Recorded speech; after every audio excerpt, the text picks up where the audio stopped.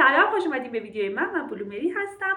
قبل از شروع ویدیو میخوام بهتون بگم که اگه جایی هستین، توی جمعی هستین، این ویدیو رو نبینید. باید حتما هندزفری داشته باشین. اگه هم ندارین باید تو تنهاییاتون این ویدیو رو ببینید. در غیر این صورت اسکیپ کنید و برید ویدیوهای دیگه منو ببینید. این ویدیو در مورد قانون‌ها و رسم و رسوم‌های جنسی عجیب دنیاست. من امروز میخوام 12 تاشو بهتون معرفی کنم. اولین رسم مربوط به قبیله لاکوتاست که نمیدونم دارم درست تلفظش میکنم یا نه. اینجا انگلیسیش هم براتون میاد. توی این قبیله اگه یه پسر بخواد با یه دختر ازدواج کنه، دختره رو میدزده.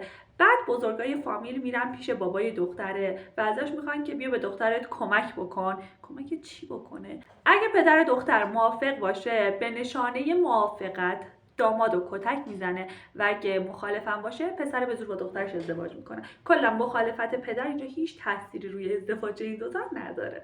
دومین رسم مربوط به قبیله پاپوآه. پاپوآیی ها توی این قبیله بچه‌ها از سنای خیلی کوچیک‌تر شروع میکنن به برقرار کردن رابطه جنسی. دخترها بین 6 تا 8 سال و پسرها بین 10 تا 12 سال. مگه توی این سن به بلوغ رسیدن؟ مگه خیلی چیزا رو متوجه میشن؟ مگه اصلا میدونن؟ سومین کشور یونانه. توی یونان رابطه جنسی همجنسگرایان نسبت به کشورهای دیگه زیاده و اینا یه رسمی دارن به اسم عشق پسر. توی این عشق پسر یک مرد مسن با یه پسر نوجوان رابطه برقرار میکنه. طبق آمار مردم یونان بیشترین رابطه جنسی رو بین مردم جهان دارن. چهارمین کشور اندونزیه. توی اندونزی اگه بفهمن که یه نفر عمل استمناء یا اسمشو اینجا میارم انجام بده، ممکنه که حتی سرشو قطع بکنن. چرا؟ بچه مطمئنم اگه که این قانون توی ایران بود تقریبا همتون الان اعدام شده بودیم. پنجمین کشور کلمبیاست. توی کلمبیا اولین رابطه جنسی عروس و داماد باید زیر نظر مادر عروس باشه. ششمیش برای جزیره ماداگاسکاره.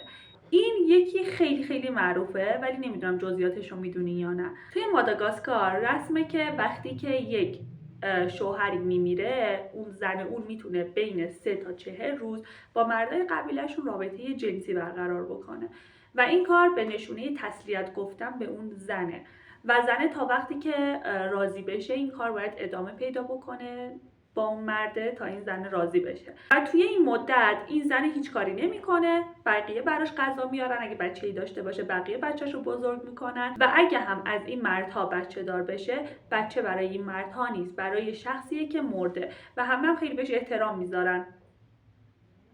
چقدر تو فشاری تو زن، چقدر تو ناراحتی از این قضیه. به نظر من این قضیه کلا یه جشنه، نه اینکه تسلیت. و فکر نمی‌کنم که شوهرش از این قضیه خوشحال بشه چون تنش تو گور میلرزه. اگه هم کسی هم قبول نکنه، بی احترامی به مطوفیه، به کسی که مرده. چرا باید بی احترامی بشه بهش؟ هفتمین رسم برای هاوایی. بچه توی هاوایی مردم آلت‌های خودشون رو میپرستن و براشون یه اسم به خصوصی انتخاب میکنن. اگه فکر میکنید که فقط به اسم ختم میشه، کاملا در اشتباهید. براش شعر هم میخونن، یه شعری واسش درست میکنن و اونو میخونن و خیلی هم بهش افتخار میکنن. هشتمین رسم برای کشور روسیه است. توی کشور روسیه روز 12 سپتامبر رو روز فرزندآوری معرفی کردن و زوجها باید توی خونه‌هاشون بمونن و فرزندآوری کنن و اگه بچه‌شون 9 ماه بعد به دنیا بیاد بهشون جایزه میدن، مثل لباسشویی، دوربین، یخچال و چیزای دیگه. توی کلمبیا توی قبیله گواجیرو یه رسمی هست، مردا میرقصن و زنها باید حواس مردا رو پرت کنن و اگه حواس مردها پرت بشه یا دست پاچه بشن، باعث میشه که این مرده بره با اون زنه رابطه برقرار بکنه. مطمئنم اگه این رسم یه روزی به ایران بیاد دیگه لازم نیست مردها برقصن، همینجوری کلا تو در و دیوارن. بچه چندشترین رسم رو الان میخوام بهتون بگم توی اتریشه. این رسم اینجوریه که زنها توی رقصی شرکت میکنن و حین رقصیدن یه تیکه سیب و زیر بغلشون میذارن. بعد که یک مرد رو به اتاق خواب کشوندن، اون برش سیب رو به اون تعارف میکنن. اگه مرد قبول بکنه و اون برش سیب رو بخوره یعنی اینکه دوست داره با این خانم رابطه برقرار بکنه. بچه من اینو تلفظش رو بلد نیستم، اینجا اسمش براتون میاد. توی این جزیره رسمش یه جوریه که اصلا آدم موظف میشه حقیقتش. کنار پدر مادر خوابیدن خب خیلی کار اوکیه، خب آدم‌ها دوست دارن کنار پدر مادرشون بخوابن. ولی تا حالا به این فکر کردین که مامان باباتون جلوتون کاری انجام بدن؟ توی این کشور این کار خیلی عادیه. خواستم همین رو بهتون بگم. بریم بعد.